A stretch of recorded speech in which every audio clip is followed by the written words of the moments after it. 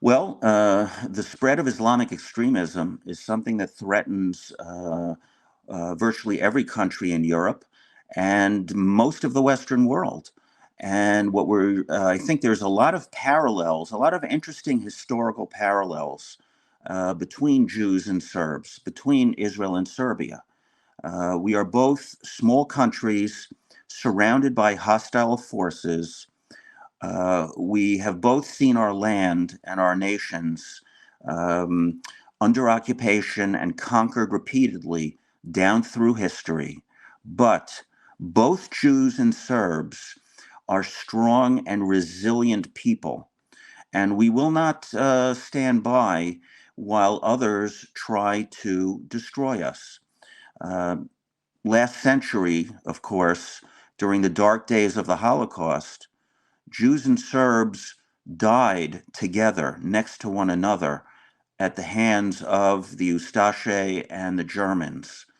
And I think now it's time for Jews and Serbs to live together, to stand together, to support one another. And I know I've been following the news in Kosovo, and I see how, just like the international media is biased against Israel in the manner in which it reports on events in the Middle East, I see the same pattern. I see how the international media is biased against Serbia.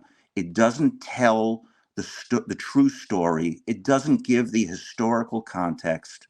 All it simply does is it parrots the propaganda of Kosovo. But as we know, you know better than I, Kosovo is the cradle of Serbian civilization. Kosovo is to Serbia what Jerusalem and Judea and Samaria are to the Jewish people. And we must stand with one another.